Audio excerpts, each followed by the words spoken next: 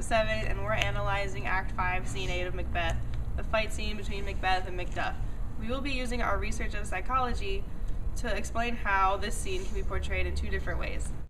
Macbeth can be shown as confident and willing to fight for his crown and throne against Macduff and Malcolm. And the other way that the scene may be portrayed is Macbeth feeling defeated or unprepared to fight. He may seem as if he's realized his wrong and know it's his time to die for all the blood he has shed of innocent others. Alright. Why should I play the Roman fool and die on my own sword, whilst I see lives the gashes do better upon them? Turn, hellbound, turn.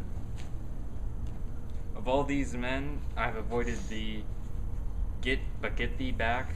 My soul's too much charged with blood of thine already. I have no words, my voice is in my sword. Thou bloodier villain, than terms can give thee out.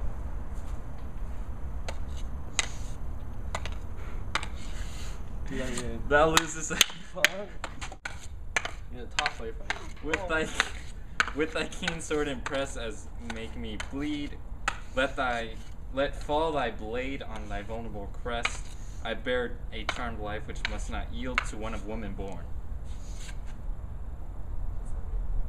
Well, spare thy charm, and let the angel whom thou still hast served, till thee Macduff was from his mother's womb untimely ripped. Accursed be that tongue that tells me so, for it hath cowed my better part of man, and be these juggling fiends no more believed. Ow! Then falter with us. I'm gonna falter with us in a double sense that keep the word of promise in our ear and break it. Of ye hope I may not fight with thee. Then yield thee, coward, and live to be the show and gaze o'er the time.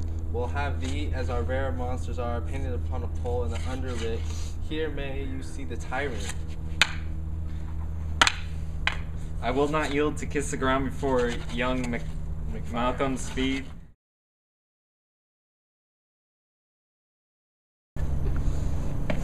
Turn, hellhound, turn.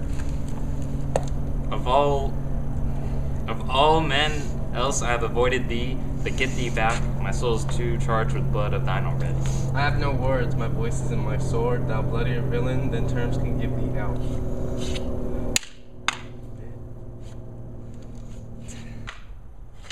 With thy keen sword impress as thee make me bleed, I let fall thy blade on vulnerable crest. I bear a charmed life which must not yield to one of woman born. Spare thy charm, and let the angel whom thou still hast served tell thee Macduff was from his mother's womb untimely ripped. Accursed be that tongue that tells me so, for it hath coward my better of a man, and be these juggling fiends no more believe that part of us is in double sense. Keep thy sword and promise to our ear and break our hopes. I'll not fight with thee. Then yield thee, coward, and live to be the show and gaze o'er the time. Well have thee, as our rare monsters are, painted upon a pole and underwrit. Here may you see the tyrant. When we lose the noble Macbeth in the beginning of the epic, we gain a Macbeth that is a serial killer, kills 4 innocent people to get himself what he wants, and you feel as though he has lost himself, but eventually we realize a shift in him.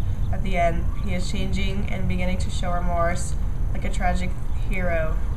Okay, well, Macduff was portrayed, like, in the beginning we saw him as, like, a noble man, and we lost that throughout the story, like, because you could tell through his actions and the way he was thinking. He wasn't thinking clearly, and Lady Macbeth was also the mastermind behind this, and she was the controller, but then she gets too guilty, and you can see the guilt, but you would have thought she would have been, like, the psychopath, but she felt the guilt coming.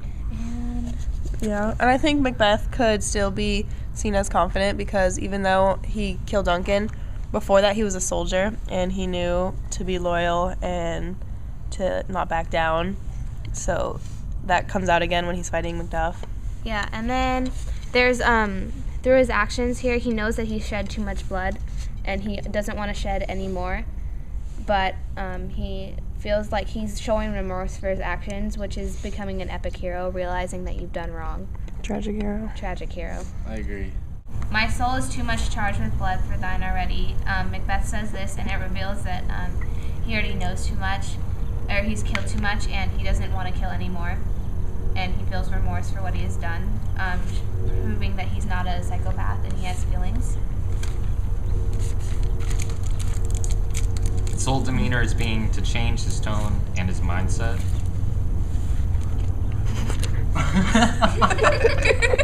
So you know how people can like react to situations differently, and so one, he can be confident, like finding out, like accepting what he's done, and then one, he can be sad and upset with what he's done. So it just depends on like how he feels. Like the way it's different for each person. That makes sense. Like the actor. Yeah. I'm Mason and I played Macbeth. Hi. You go back. Hi, I'm Courtney, and I wrote the script, and I did the research on psychology. I'm Miranda. I edited it and brought the camera. And I'm Zach, and I played Macbeth. Badly.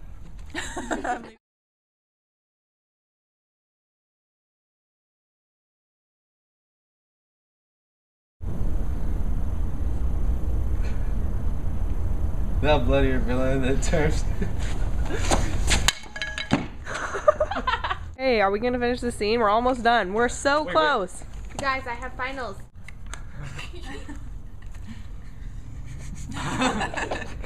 Damn it, we ruined it.